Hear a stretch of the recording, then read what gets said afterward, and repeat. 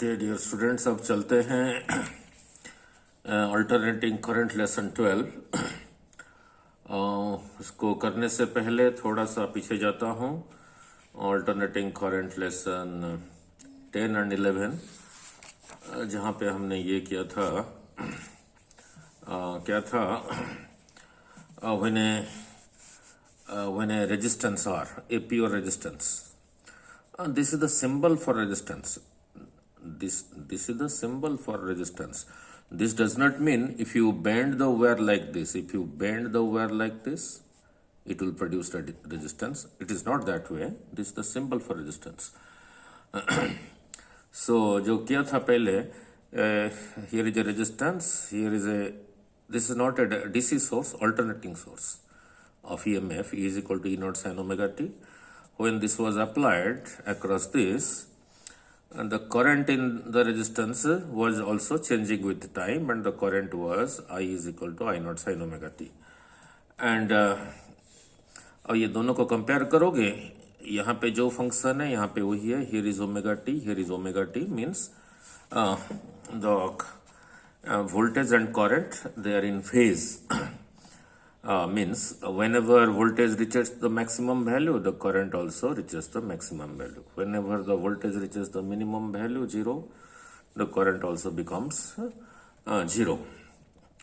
And when this will be maximum, when this is equal to pi by 2 omega t, pi by 2, sin pi by 2 will be 1 into E naught is E naught. So when omega t is pi by 2, this factor is 1, so 1 into I naught is maximum. And the resistance it was offering was R. That is same thing as it was offering in a DC circuit. In a DC circuit, when this R was connected, in a DC circuit, it was offering a resistance. DC circuit, the resistance was R, and here it is also R, and the unit is ohm. And what else we did? When an inductor, a pure inductor, when I say inductor, it is a conductor conducting wire, but made in this form, in the form of a coil. That was called an inductor. Since it is made of a material, it will have its resistance R. But the moment I say it is a pure inductor, this part is not there. Only this is there. And across this, when the alternating EMF was applied, for this, the current came out to be I is equal to I naught sin omega t minus pi by 2. If you compare this factor and this term, you find the current is lagging behind. Look at the minus, lagging behind the EMF by pi by 2. And the resistance this was offering, that resistance was called inductive reactance, a new name. Is also a resistance. The symbol for that was XL. It was derived as omega L, that was 2 pi nu L. Means if you connect this across a DC source, if this is connected like to a DC source, means a coil like this connected to a battery. Since it's a DC source, this has no frequency. Nu is equal to 0. So this factor, that is its inductive reactance is 0. Means for a DC, it does not apply any. If it is connected across a DC source, this does not offer this kind of resistance. Only it is possible if it is connected across a alternating source of EMF and the current lags behind. Now in this lesson, alternating current 12, we will study this. What we will study? There is a capacitor and AC source of EMF, E naught sin omega t. We will derive how I is equal to I naught sin omega t plus pi by 2. Means here the current is ahead of the EMF by plus, means ahead of the EMF by pi by 2. And this also offers a resistance if connected in AC source. That resistance is called capacitive reactance. Symbol for that is Xc. It will come out to be 1 by omega c 2 pi nu c. This is what we will derive. As we go further into electromagnetic waves, if it is connected with an AC, the current will actually flow. Even if the two plates, here there is a discontinuity, there will be some current between the plates that will be called displacement current, which we will study later on in different chapters. And the difference between this capacitor connected on AC and capacitor connected to a DC. Here in this case, both the plates will be charged only, but there will be no flow of current between the plates. This positive side will pull the electrons from this plate and give it to this plate. So this will become positively charged, this will become negatively charged. If a DC is applied across a capacitor, the two plates are only charged. But here it will actually flow, so I have put arrows here. How it will flow between the plates, that I will discuss in a different chapter. That current will be called displacement current. Now let us come to the derivation part of it. AC circuit containing a capacitance only. Look, this is the AC circuit. Here is a capacitor. We know for a parallel plate capacitor, C is equal to epsilon naught A over D.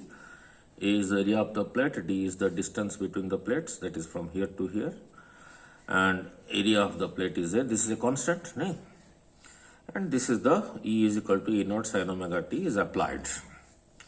E is equal to E naught sin omega t applied. So the capacitor will be charged, discharged. The process will continue, charging, discharging, charging, discharging. Because this is changing with time, this changes every t by 2, the direction. So let us begin. Let C is equal to capacitance of a capacitor, the capacitance of this capacitor. E is equal to E naught sin omega t, the applied alternating EMF applied across it. This is the case. Let at time t, some time t, Q is the charge in the capacitor at some time t. So what will be the potential difference across the plates of the capacitor? We know from electrostatics, charge stored in a capacitor, Q is equal to CV. So V is equal to Q by C. C is a constant. If more and more charged, if Q increases in the capacitor, the potential difference across it, V, increases, being C being constant, because Q is in the numerator. So at some point of time t, let Q is the charge in the capacitor. So at that time, the potential difference across the plates of the capacitor, V, from here, V will be equal to Q by C. Make it equation 2. And this was your equation 1. Now, here, when the potential difference across this due to charge Q, V is equal to Q by C, and across this we have applied this thing, this alternating EMF. That is same thing as this. So this Q by C, which is equal to V, is same thing as E naught sin omega t. Once you have understood up to this test, now this is only mathematical, very simple. So take C to this side. So Q is equal to C E naught sin omega t, means charge in the capacitor is equal to capacitance per capacitor maximum EMF sin omega t. This is the charge in time t. And we know current is equal to I is equal to Q by T. In differential form, you will write I is equal to dQ by dt. That is what you will write. So in differential form, I is equal to dQ by dt, means differentiation of this with respect to time. So for Q, I substitute C E naught sin omega t with respect to dt, C constant, E naught constant, taken out, derivative of sin omega t with respect to dt. So derivative of sin omega t with respect to d omega t into d omega t with respect to dt. This is same thing as this. By doing so, this comes under a formula. So this becomes cos omega t. Omega is a constant taken out, dt by dt, differentiation of t with respect to dt is 1. So 1 into omega is omega. So that omega is written here. So omega c E naught cos omega t is your current. Now, now I can write this way. Now is interesting. I keep E naught cos omega t in the denominator. So if I want to write this in the denominator, so I have to write it 1 by omega c. I have to write it as 1 by omega c. So this is same thing as this. Omega c here comes here. That is same thing as this.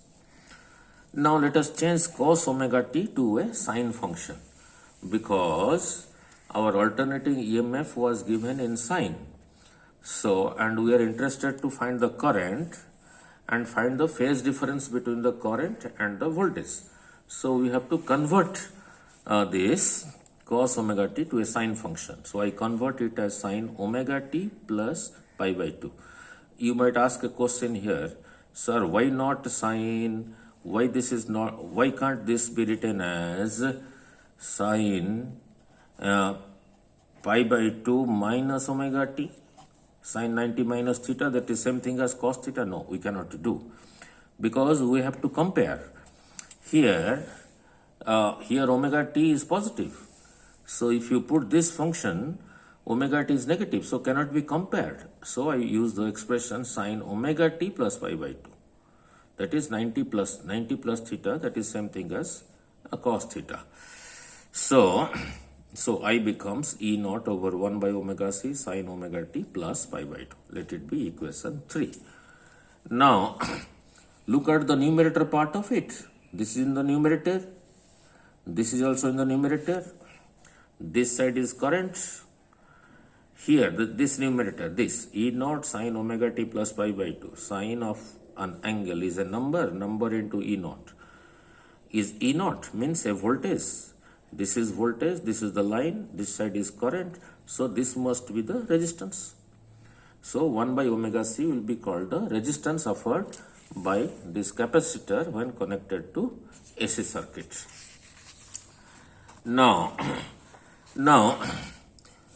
here, if this is maximum 1, then this whole thing will be maximum. So I will be maximum.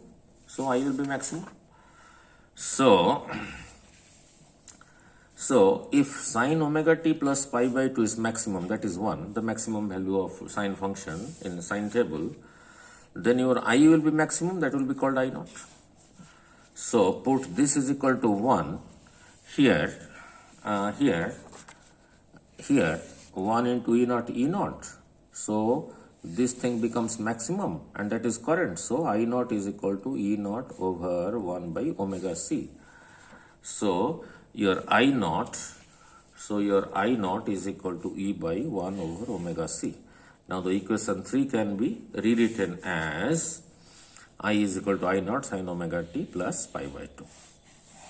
Now compare this equation with the equation 1. Here is the voltage, here is the current. Sine function omega t plus pi by 2. So the current is leading the EMF, is ahead of the EMF by, plus means ahead of the EMF by pi by 2.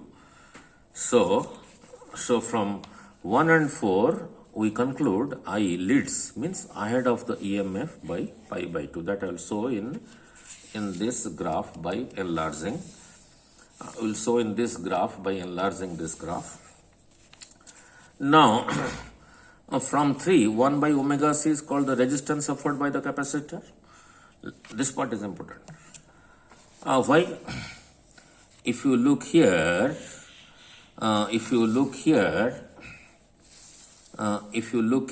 this side is current.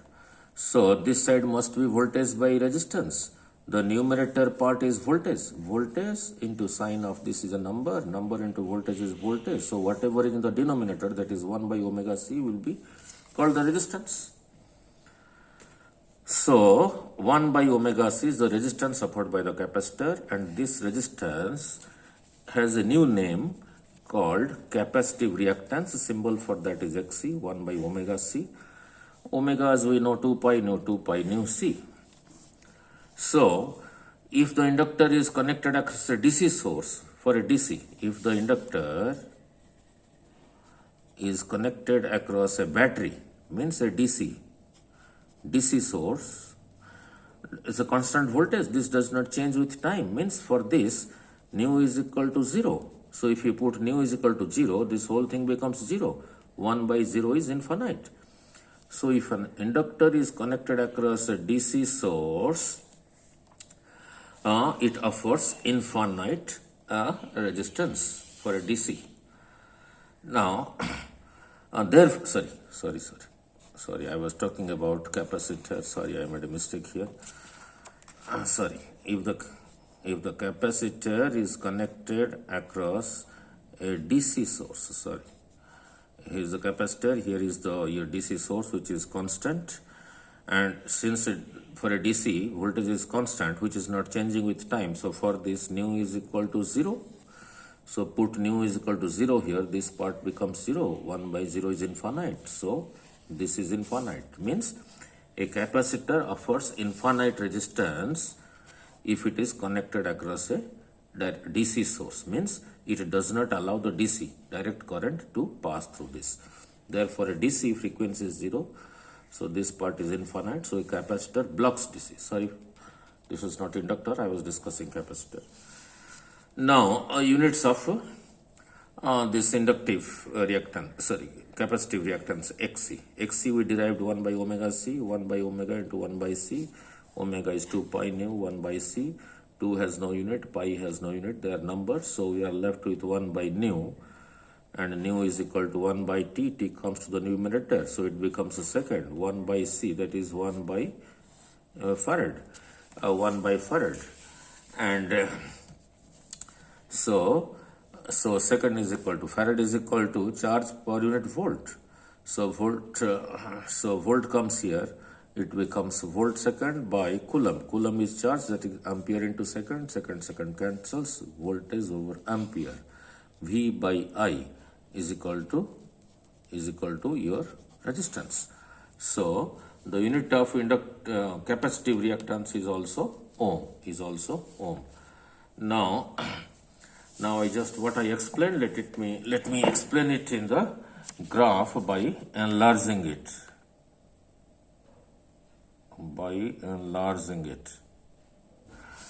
So by enlarging it, I hope it is clear now.